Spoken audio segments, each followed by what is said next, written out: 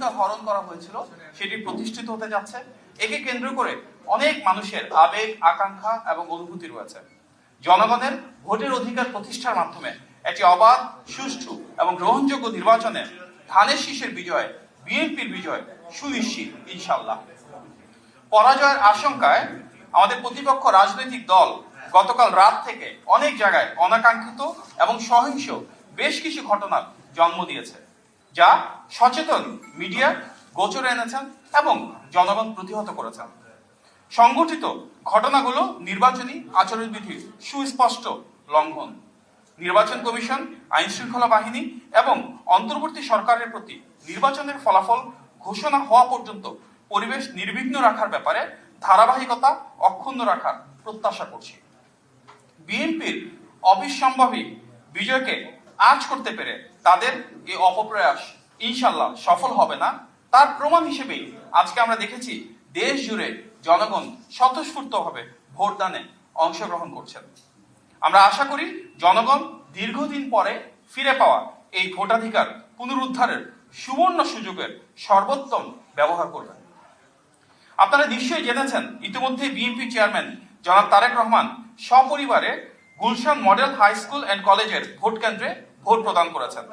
তিনি স্পষ্টভাবে বিসমিল্লাহির রহমানির রহিম উচ্চারণের মাধ্যমে বাক্সে ব্যালট ফেলেছেন। সেখানে উপস্থিত সাংবাদিকদের তিনি বলেছেন, বিগত এক যুগেরও বেশি সময় ধরে বাংলাদেশের মানুষ এই দিনটির জন্য অপেক্ষা করছিল। তিনি আশা প্রকাশ করেন দেশের মানুষ স্বতঃস্ফূর্তভাবে ভোটাধিকার প্রয়োগের মাধ্যমে একটি নতুন গণতান্ত্রিক বাংলাদেশের সূচনা করবেন।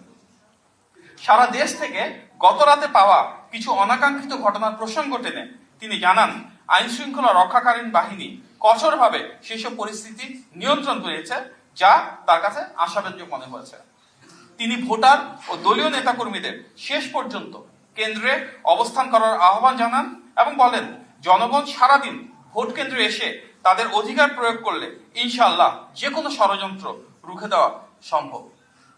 ভোট জনগণের, নাগরিকের একটি অধিকার।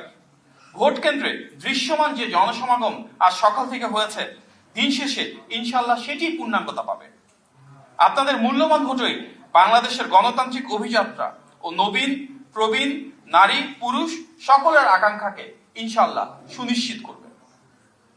আপনারা জানেন যে সারা দেশে প্রায় 43,000 ভোট কেন্দ্রে নির্বাচন অনুষ্ঠিত হচ্ছে।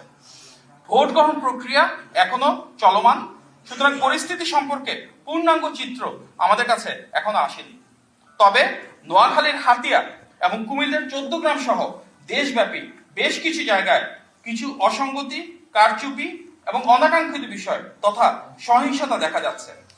আপনারা দেখেছেন নিশ্চয়ই যে হাতিয়াতে ইতিমধ্যে আমাদের এজেন্টদেরকে বের করে দেওয়ার বিষয়ে বেশ কিছু অভিযোগ এসেছে। এ বিষয়ে আমরা কর্তৃপক্ষের দৃষ্টি আকর্ষণ করেছি। সেখানে অনেক ধরনের সহিংসতা করছে আমাদের প্রতিপক্ষ রাজনৈতিক দল। আমরা সবাইকে শান্তিপূর্ণ সহাবস্থান নিশ্চিত করার জন্য আহ্বান জানাচ্ছি। বেশ কিছু জায়গায় দেখা যাচ্ছে কেন্দ্রে ভোটারদের লম্বা লাইন এবং ভোট গণতির যে প্রক্রিয়া সেটি যথেষ্ট আশানুরূপ নয়। ভোট প্রদানের প্রক্রিয়াকে দ্রুততর করার জন্য প্রয়োজনীয় ব্যবস্থা গ্রহণ অত্যন্ত জরুরি।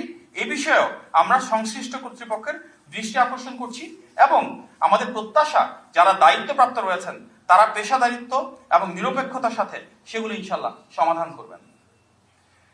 প্রিয় সাংবাদিক ভাই ও বোনেরা, আমাদের যে গণতান্ত্রিক অভিযাত্রা সেখানে সবচেয়ে গুরুত্বপূর্ণ ধাপ নির্বাচন। আজকে এখনো পর্যন্ত যারা ভোট প্রদানে অংশগ্রহণ করেননি তাদের কাছে আমাদের বিনীত আবেদন, দ্রুত ভোট প্রদানের মধ্য দিয়ে আপনারা সেই ঐতিহাসিক পথযাত্রার অংশীদার হন। আজকের এই নির্বাচনে আমাদের সকলের প্রধান লক্ষ্য গণমানুষের অধিকার প্রতিষ্ঠা করে সবাই যার যার পছন্দের প্রার্থীকে ভোট দেওয়ার মাধ্যমে রাষ্ট্রীয় মালিকানা পুনরুদ্ধার করি।